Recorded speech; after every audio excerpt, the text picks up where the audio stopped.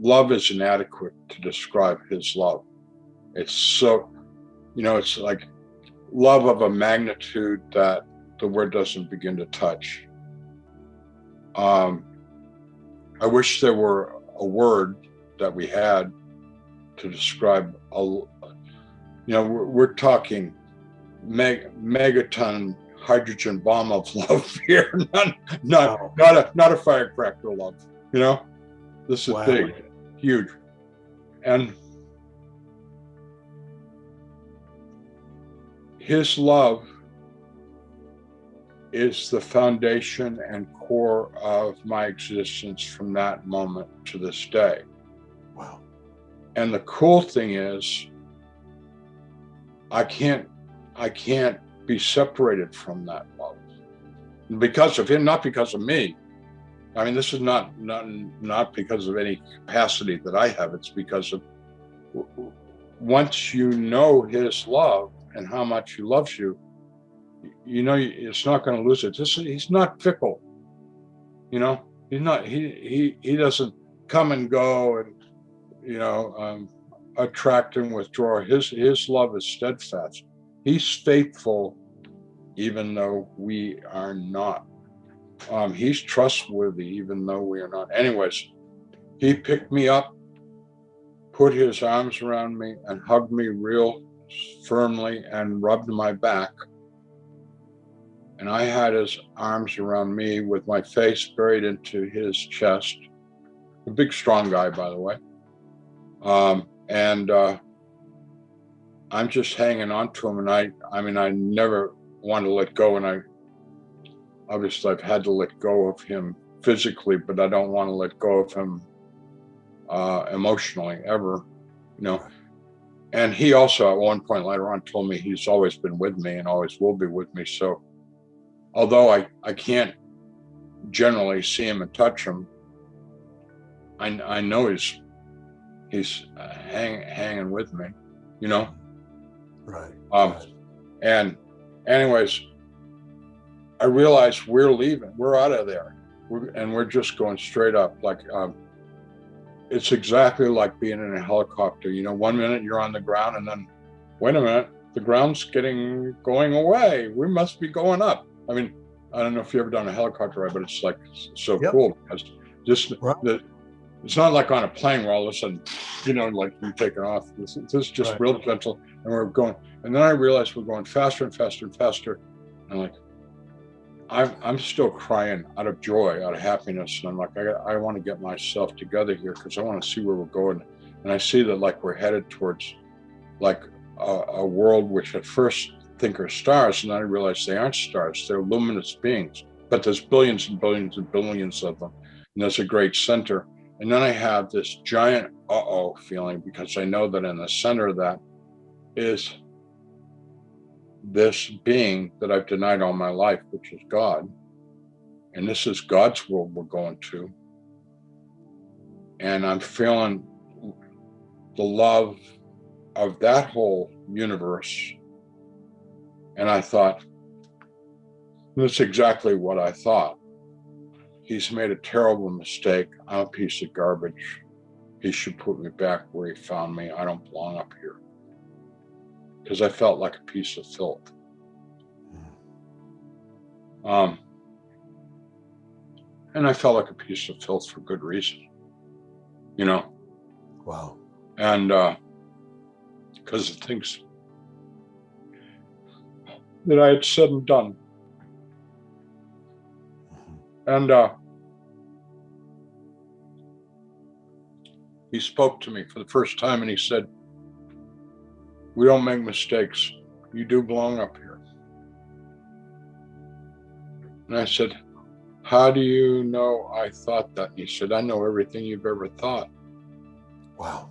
And then I thought, this is bad because there's lots of things I've thought that I don't want you to know that I've thought. And I started doing an inventory of some of the things that I thought that I didn't want him to know. And he started laughing and laughing and laughing. He thought that was hysterically funny. And it took me a few minutes to catch on to what was so funny, which was me thinking about the things that I didn't want him to know that I was thinking about when he'd already told me that he already knows everything that I'm thinking about. So it's like, you're a little bit of trouble, brother. yeah. So I then realized he is so cool. Yeah. Because he can handle me. I mean, he's so beyond me that I can't shock him. I can't gross him out. I can't do anything because he totally gets me. I mean, actually, when you think about it, it's a no-brainer because he made us. Right. I mean, it's like, yeah, he really gets us. And he really gets you. And he really likes what he made. He likes all of us. He likes us all. Yeah. Short, tall, thin, heavy. Whatever. He likes us all, and he doesn't just like us. He really likes us. And one of the ways that he likes us, he just wants us to have the best life possible and stop messing up our lives with a lot of bad stuff. Right.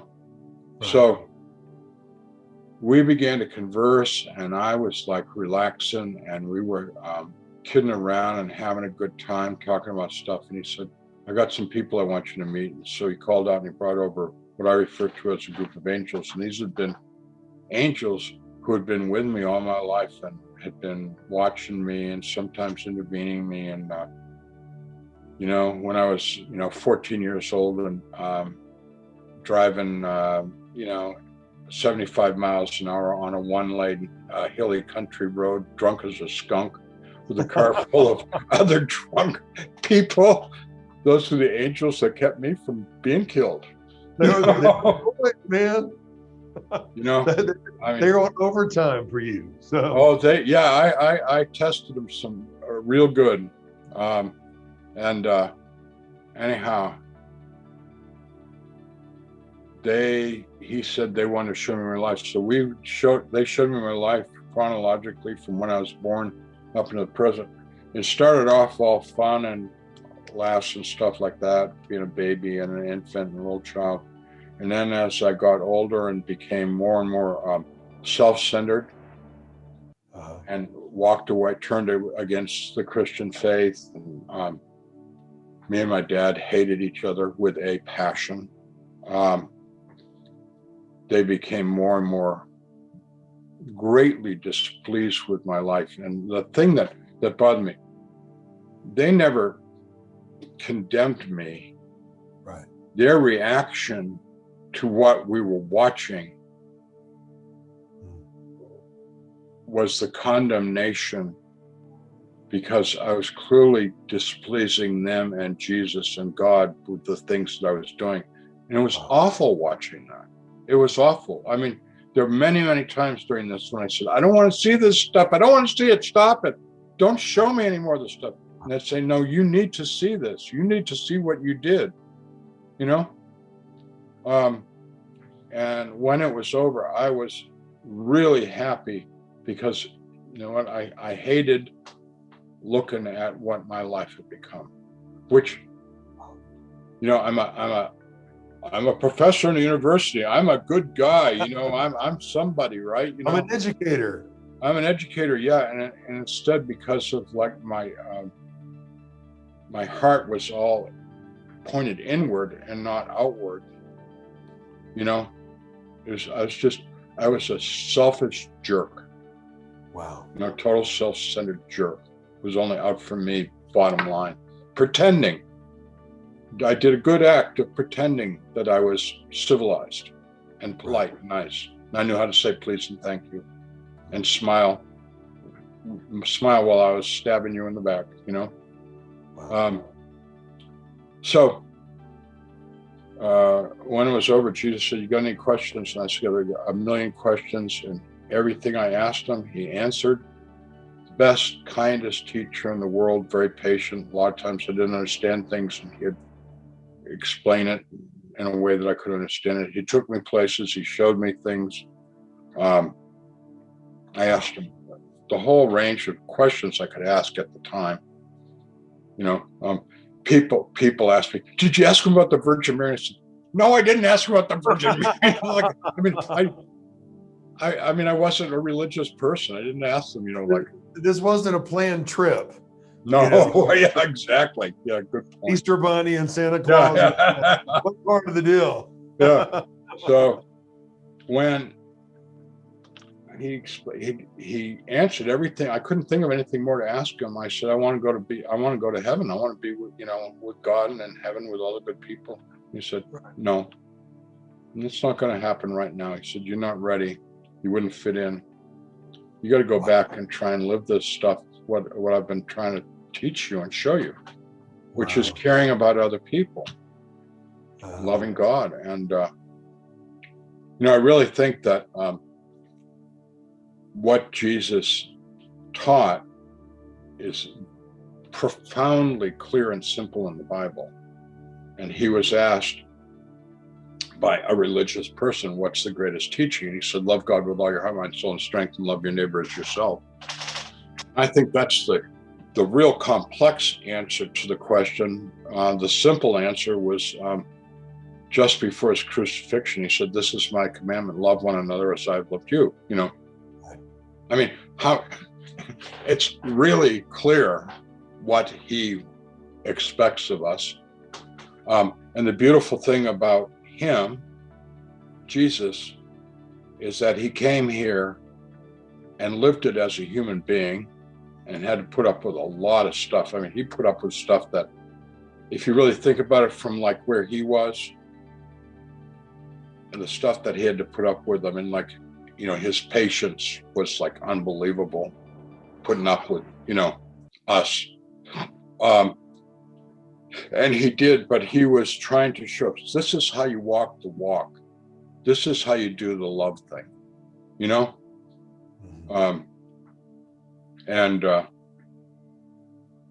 anyways, the Matthew, Mark, Luke, and John are so full of examples of what he would like us to emulate to the best of our ability.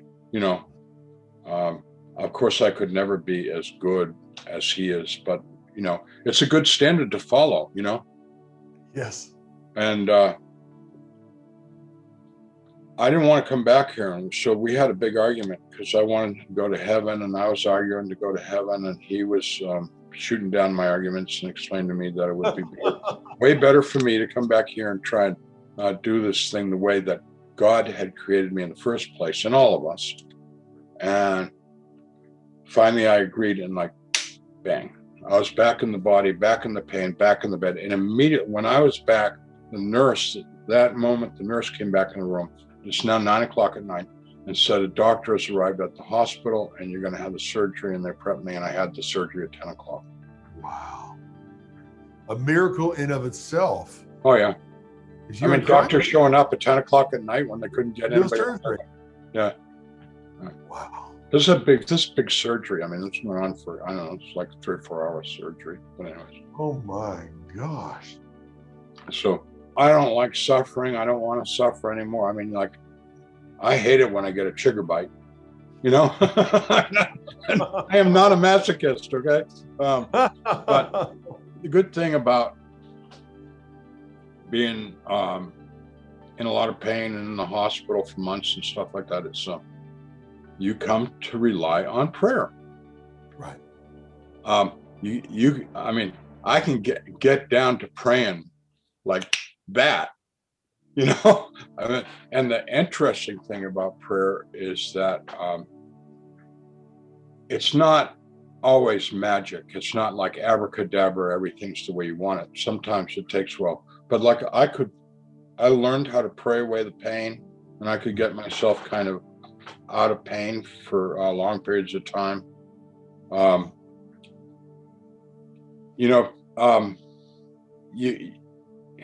Through prayer, you can get into a really good place, no matter what the circumstances are. I mean, people would come in the room and there'd be tears running down my cheeks, and they were tears of pain. And they'd say, "How are you?" And I said, "I'm wonderful. I'm in such a good place," because I was feeling really connected with God. you know, and like all that pain crap, didn't mean it didn't mean anything to me. I had transcended it. I had, I've gone to another place. I wasn't in that world anymore. See, the thing about pain and suffering and misery, depression, all those things, they take over, and you think you're it. Like, for example, if you meet someone with cancer, they don't want you to think of them as being cancer. I am not cancer, okay? Right. I'm a person with cancer, but I'm still me. I just have this condition. The problem with depression, suffering, fear, it takes over and you become it. When you have God, you can stay aloof from it and look at it objectively and keep it in its place and deal with it. I am not going to be fear. I am not going to be depression. I am not going to be suffering. Well, that's why it's so important, Howard. I've heard people through the years say, my cancer, my diabetes, my depression, my lymphoma. And you know what? That's inaccurate. He was bruised for our transgressions. He was wounded for our iniquities. The punishment that brought us peace was upon him, and by his wounds we're made whole. And so, no, it's not your cancer. It's not your diabetes. It's not your lymphoma. It's not your depression. You were designed to carry that. And you saw that firsthand. When my wife and I were doing a Holy Land trip, and we walked into the chapel at the Garden of Gethsemane. And the Garden of Gethsemane is like awesome place to be. My wife had been there for quite a while praying and just like kind of zoned out on the wonder, because there's actual trees, olive trees in the Garden of Gethsemane that were alive when Jesus was there. So you get to touch a tree. I brought home a whole bunch of leaves for the Garden of Gethsemane, because these are trees that are over 2,000 years old that were there when Jesus was there. I mean, it's like, that's pretty that cool. Old, and it's still alive. Yeah. So we walk into the chapel, and there was a Catholic priest doing a mass. My wife walked in, and this mass is going on. And when we walked in, the priest recites, and by his stripes we are healed. My wife and I collapsed in tears when he said that. We're just like, oh God, thank you. I mean, it's like, that's the thing about when you look for God, you just find it right, left, and up, down, and everywhere. That scripture, by his stripes we're healed, which you were just referring to a second ago. That's why I wanted to mention that. That's in Isaiah, written, 600 years or more before Jesus ever came, but at least 700 years before he was born. Yeah. Wow. And you saw him face to face. I've seen evil, brother, and I've had experiences with Lucifer, but I've never seen Jesus. And I know him, but I've never seen him. Can you elaborate at all on him? What you saw in him? People ask you what he looked like. What did you see? First of all, I've been to the Holy Land 4 times. I like it a lot, and I hope that we'll get to go again sometime. And the Mediterranean men are actually really good-looking guys. They're very macho. Beautiful black hair, strong features. A lot of guys have mustaches or beards and things like that. So you're walking around, and it's like, this is his family. He's a manly, very manly looking guy. And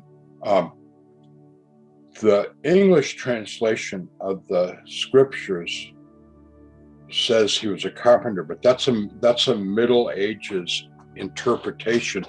What the Greek actually says is that he was a construction worker, a stonemason. I mean, he was. He had a 6-pack. He was ripped. He looked like a bodybuilder. Not Arnold Schwarzenegger. Not exaggerated, but He's a very, I mean, his hands and his arms are like, very, very strong guy.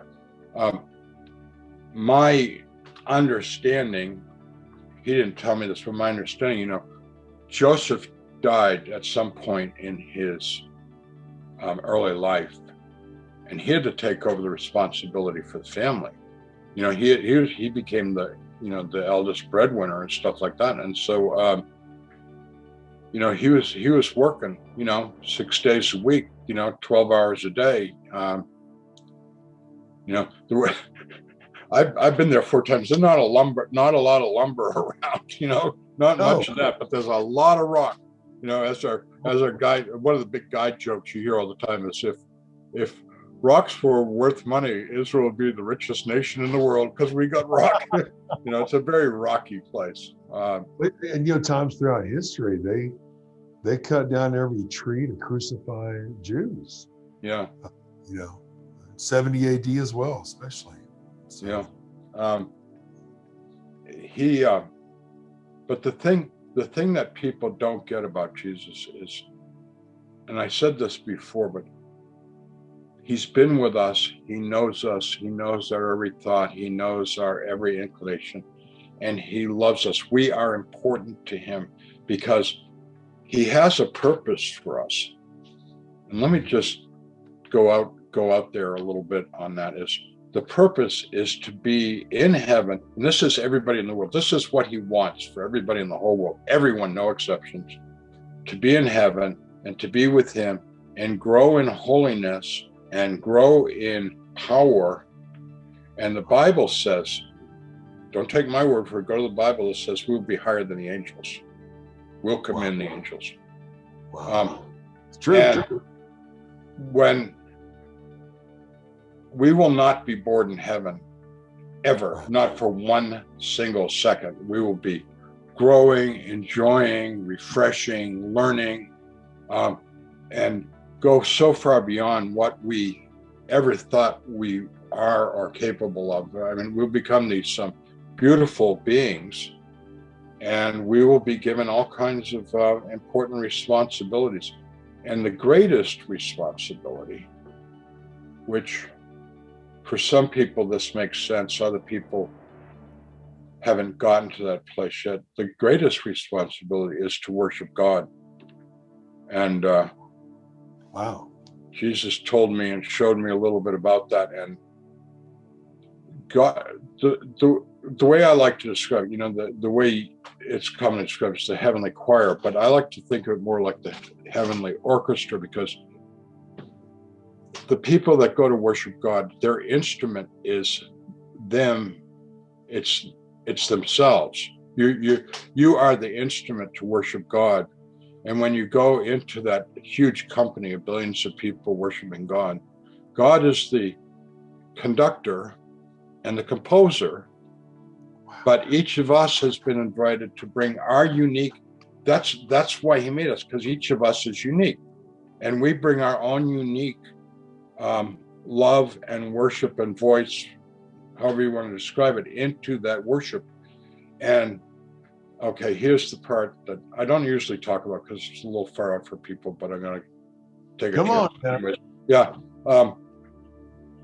The act of creation is always now.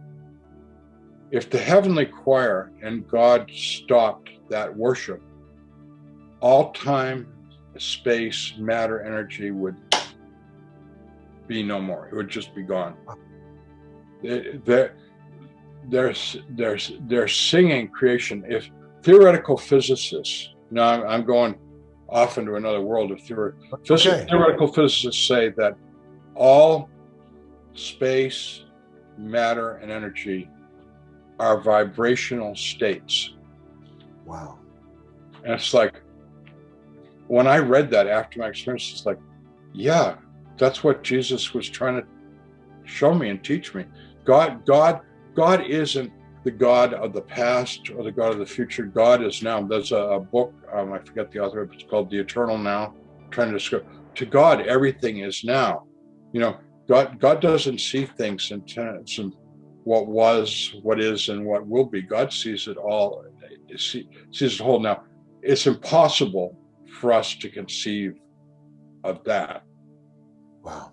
You know, I mean, like when you raise a child, you know, you're hoping that you're raising them right, and that's going to carry through into their future, even when they get in situations where they could be strongly tempted or coerced into going the wrong way. You know, you're hoping that what you've given them is going to stick with them. Right. You know, but God's got all that. He's got it all in front of him. Like, but the other thing about God is that God loves us so much that He lets us be free to do whatever we want. So if we want to turn away from God, we can. But the other thing about God that's also biblical that I discovered that I didn't know, God is a God of great emotion. The Bible's always talking about God's feelings, you know, God's anger and God's joy and stuff like that. Well, that's also a characteristic of God that I don't think people appreciate.